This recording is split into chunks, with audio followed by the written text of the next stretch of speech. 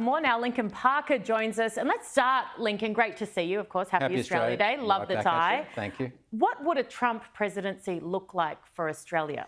Well, right off the bat, Erin, if the Australian government wants to communicate effectively with a Trump administration, they're going to have to find a new Australian ambassador in Washington, D.C. Kevin Rudd is going to have to go and maybe go back to the role he had at the Asia Society, because that is not a good mix. Apparently he is trying to mend it. Well, anybody that knows anyone in the Trump administration, including President Trump himself, knows that that is not going to work. It is oil and water. All you have to do is Google what Kevin Rudd has said in the past about President Trump, and you know that that is not a good mix. So the Labor Party, and let's hope that perhaps the Liberal Party are in power by then, because we're going to need a new ambassador in Washington, D.C. as soon as President Trump is inaugurated. But I think in general, Erin, what the Republicans or the Trump presidency administration will do is they'll have a strong policy on the Indo-Pacific. They'll have a strong policy on Taiwan. They'll move closer to India. And of course, they will try and figure out what to do with China. And they'll expect Australia to pull its weight. They will absolutely stop accepting freeloading. We can't, at the moment, the ADF is unable to defend and protect our own country.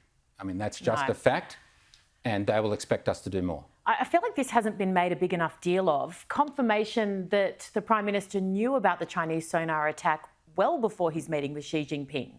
That's right. So we all speculated at the time, but... We thought, but we didn't know. And he certainly, the Prime Minister Albanese, never told the Australian public that he knew. And it has now been revealed that Prime Minister Albanese knew that a Chinese destroyer had injured two Australian Navy divers in the water in Japan's economic zone, trying to unfoul the screw, get the fishing lines off the propeller.